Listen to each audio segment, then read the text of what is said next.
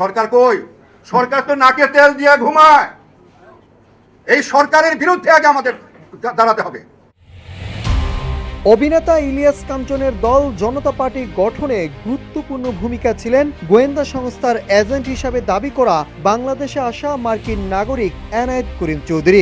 কি গোয়েন্দা এজেন্টের টাকায় চলে জনতা পার্টি বলেও মেলে চাঞ্চল্যকর তথ্য। মানে এই নামে আমাদের চিত্রনায়ক ইলিয়াস কাঞ্চনের উপর মানুষের আস্থার জায়গাটা কিন্তু শেষ হয়ে গেছে। বর্তমানে চট্টগ্রামে এয়ারপোর্ট, শাহ আমানত আন্তর্জাতিক এয়ারপোর্টের কিছু চিত্র, যেটা আমি একটি ফেসবুক পেজ থেকে নিয়েছিলাম। প্রথমে রিপোর্ট যাবে সরকারের কাছে, 11 জনকে ধরে ফেলেছি, 55,000 টাকা নগদ পুরস্কার যারা ধরে এনেছেন তাদের জন্য। এরপর এই সময় এখন এই যাদেরকে ধরা হয়েছে তাদের সঙ্গে এখন দেন দরবার হবে, নেগোসিয়েট। ভোটের মাস যত এগিয়ে আসছে ততই বাংলাদেশের রাজনীতি জটিল থেকে জটিলতর হচ্ছে। গোলকধাঁধার প্যাচে আটকে যাচ্ছে রাজনীতি। আর সুপ্রিয় দর্শক, আসসালামু আলাইকুম রহমতুল্লাহ। আশা করি সবাই ভালো এবং সুস্থ আছেন। স্বাগত জানাচ্ছি আমাদের আরেকটি নতুন ভিডিওতে। সুপ্রিয় দর্শক, ভিডিওর থাম্বনেল, টাইটেল, ভিডিওর কিছু অংশ বিশেষ দেখে আপনারা ইতিমধ্যে ধারণা করতে পেরেছেন আজকের ভিডিওটি কতটা গুরুত্বপূর্ণ। সুপ্রিয় দর্শক, এক মুহূর্ত না টেনে সম্পূর্ণ ভিডিও দেখে আপনার মূল্যবান মন্তব্য কমেন্টে জানাবেন। সুপ্রিয় দর্শক, তাহলে চলুন আমরা সেই সম্পূর্ণ বিস্তারিত আলোচনাটা দেখে আসি। তার আগে আপনাদের প্রতি আমাদের একটা ছোট্ট রিকোয়েস্ট, যারা আমাদের চ্যানেল এখনো নতুন, চ্যানেলটি সাবস্ক্রাইব করে, লাইক এবং শেয়ার করে আমাদের সাথেই থাকুন। অবশ্যই সম্পূর্ণ ভিডিওটি দেখে আপনার মূল্যবান মন্তব্য কমেন্টে জানাবেন। সরকার কই? সরকার তো নাকে তেল দিয়ে ঘুমায়। এই সরকারের বিরুদ্ধে আগে আমাদের দাঁড়াতে হবে। চলতি বছরের এপ্রিলে রাজনৈতিক দল গঠন করেন ঢালিউডের জনপ্রিয় অভিনেতা ইলিয়াস কাঞ্চন।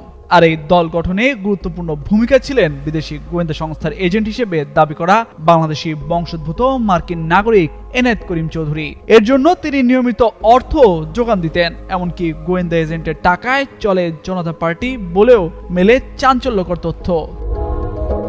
মামলার তদন্ত কর্মকর্তা আক্তার মোর্শেদ জানান, অন্তর্বর্তী সরকারকে উৎখাত করার জন্য ভিন্ন একটি দেশের গোয়েন্দা সংস্থার এজেন্ট হিসেবে বাংলাদেশে আসেন এনায়েত করিম চৌধুরী। ইতিমধ্যেই তিনি সরকারি উচ্চ ও নীতি নির্ধারক পর্যায়ে একাধিক কর্মকর্তার সঙ্গে এবং বিভিন্ন রাজনৈতিক দলের প্রভাবশালী নেতা, ব্যবসায়ী নেতাদের সঙ্গে গোপন বৈঠক করেছেন বলে দাবি করেছেন ওই গুপ্তচর। বর্তমান সরকারকে পরিবর্তন করে নতুন জাতীয় সরকার বা তত্ত্বাবধায়ক সরকার গঠন করাই ছিল তাদের লক্ষ্য। সোমবার রমনা মডেল থানার সন্ত্রাস বিরোধী আইনের মামলায় এনায়েত করিম চৌধুরীকে 48 ঘন্টার রিমান্ডে নিয়ে জিজ্ঞাসাবাদের অনুমতি পায় ডিএমপির গোয়েন্দা শাখা। ঢাকা মেট্রোপলিটন ম্যাজিস্ট্রেট আতিকুর রহমান এই রিমান্ডের আদেশ দেন। মামলার তদন্ত কর্মকর্তা আক্তার মোর্শেদ বলেন, অন্তত 150 কোটি টাকার বিনিময়ে একজন প্রভাবশালী সচিবকে দুদকের মামলা থেকে বাঁচাতে চুক্তি করা হয় এনায়েতের সঙ্গে। তার সঙ্গে বহু সরকারি কর্মকর্তার ঘনিষ্ঠ যোগাযোগের তথ্য উঠে এসেছে জিজ্ঞাসাবাদে। এছাড়া ইলিয়াস কাঞ্চন ও তার নবগঠিত দলের সঙ্গে এনায়েতের যোগাযোগের সত্যতা রয়েছে। দল গঠনে তার গুরুত্বপূর্ণ ভূমিকা ছিল। এনায়েত এই দলে প্রতি মাসে 3.5 লাখ টাকা দিতেন, বাকি টাকা ইলিয়াস কাঞ্চন নিজেই জোগাড় করতেন বলেও দাবি করেন এনায়েত করিম চৌধুরী।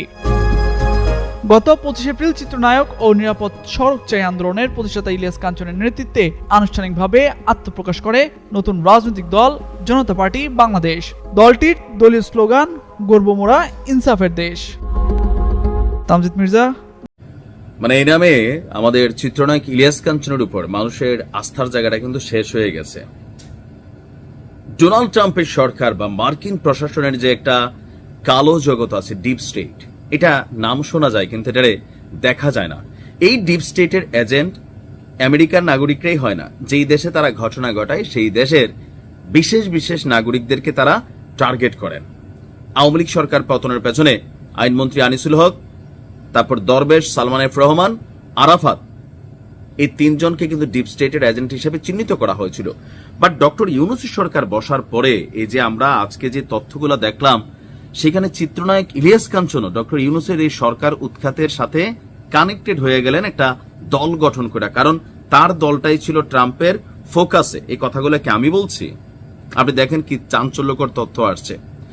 চিত্রনায়ক ইলিয়াস কাঞ্চন নেতৃত্বাধীন একটা দল সামনে আসছিল, জনতা পার্টি, রাজনৈতিক দল জনতা পার্টি। সেই জনতা পার্টি বাংলাদেশকে অর্থায়ন করছিল বিদেশি গোয়েন্দা সংস্থার এজেন্ট দাবি করা এনায়েত করিম চৌধুরী। দল গঠনে তিনি ভূমিকা রেখেছিলেন, এই জন্য নিয়মিত অর্থ যোগান দিতেন। আর এনায়েত করিম চৌধুরীকে গোয়েন্দা পুলিশের জিজ্ঞাসাবাদে এই তথ্য দিয়েছেন। তিনি কয়েকদিন আগে বলছেন ট্রাম্প প্রশাসন অন্তর্বর্তী সরকারকে উৎখাত করার জন্য ভূমিকা নিছে, আর এখানে তত্ত্বাবধায়ক সরকার বসানোর জন্য ট্রাই করতেছে, আর এনায়েত করিম সেই এজেন্ডাকে বাস্তবায়ন করার জন্য দেশে আসছেন। এবং পুলিশের বক্তব্য থেকে আমরা এনায়েত করিমের বক্তব্য তো সরাসরি শুনি না, পুলিশের বক্তব্য থেকে আমরা এটাও শুনছি যে তিনি দেশে আসার পর পুলিশেরই কোনো এক বড় ঊর্ধ্বতন কর্মকর্তা তাকে সাপোর্ট দিচ্ছেন, জাপা তাকে হোটেল ঠিক করে দিচ্ছেন। এদিকে আরো চাঞ্চল্যকর তো দেখেন, আরেকজন গ্রেপ্তার হয়েছে, নিজেকে সিআইএ এজেন্ট দাবি করা বাংলাদেশি বংশোদ্ভূত রহস্যময় মার্কিন নাগরিকের একজন বেতনভুক্ত সহযোগী গোলাম মোস্তফা আজাদ। তাকে গ্রেপ্তারের পর রিমান্ডে নেওয়া হয়। জিজ্ঞাসাবাদে আপনার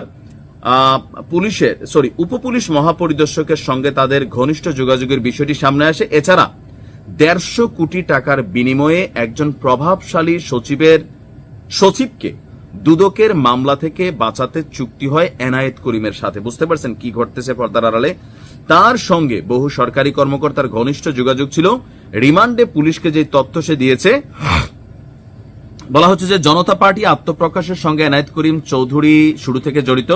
পার্টির মানে ইলিয়াস কাঞ্চনের যে পার্টির গঠন থেকে শুরু করে পার্টি পরিচালনার জন্য সিংহভাগে অর্থ যোগান দিতেন এই এনায়েত। মামলার তদন্ত কর্মকর্তা বলছেন ইলিয়াস কাঞ্চন এবং তার নবগঠিত দলের সাথে এনায়েতের যোগাযোগের সত্যতা রয়েছে। এনায়েত এই দলে প্রতি মাসে 3.5 লাখ টাকা করে দিত, বাকি টাকা ইলিয়াস কাঞ্চন নিজে জোগাড় করত। ইলিয়াস কাঞ্চন দেশের বাইরে থাকায় এই তথ্য তার বক্তব্যের মাধ্যমে যাচাই করা সম্ভব হয়নি। এখন যে অবস্থা, ইলিয়াস কাঞ্চনকে আসলে দেশে ফিরবেন?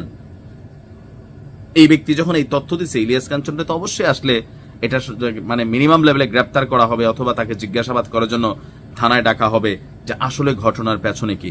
তো এই টোটাল ঘটনা কেন হয়েছে তার বক্তব্য, এই টোটাল ঘটনার মূল হচ্ছে যে এই যে ডক্টর ইউনূসের যে ইন্টারিম সরকার, অন্তর্বর্তী সরকার, সেই অন্তর্বর্তী সরকারকে পরিবর্তন করে নতুন জাতীয় সরকার বা তত্ত্বাবধায়ক সরকার গঠনের মিশনটা ছিল তার।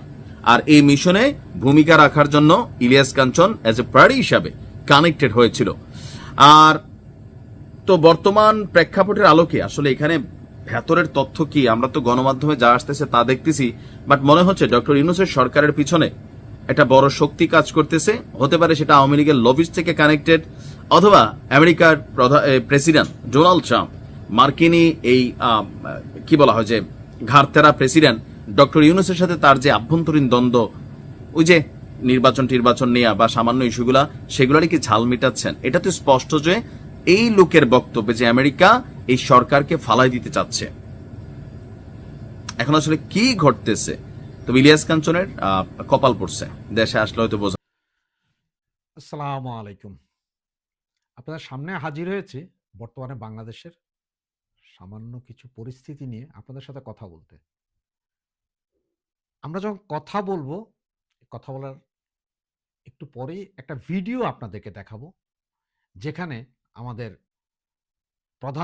মাননীয় প্রধানমন্ত্রী বঙ্গকন্যা জননেত্রী শেখ হাসিনার একটি ভাষণের সামান্য কিছু চিত্র, এবং বর্তমানে চট্টগ্রামে এয়ারপোর্ট, শাহ আমানত আন্তর্জাতিক এয়ারপোর্টের কিছু চিত্র, যেটা আমি একটি ফেসবুক পেজ থেকে নিয়েছিলাম। সেই চিত্রটুকু দেখাবো। দেখানোর পরেই আপনাদের সাথে আসছি মূল বিষয়ে কথা বলার জন্য। প্লিজ আপনারা ধৈর্য ধরে ভিডিওগুলো দেখুন, এরপরেই আসছি বিশেষ কিছু কথা বলতে, যে কথাগুলো শোনার সময় আপনার চিন্তা চেতনা থেকে শুধু বাদ দিতে হবে যে আমরা কোনো রাজনৈতিক দলের কর্মী, এটা বাদ দিয়ে শুধুমাত্র আমরা বাংলাদেশি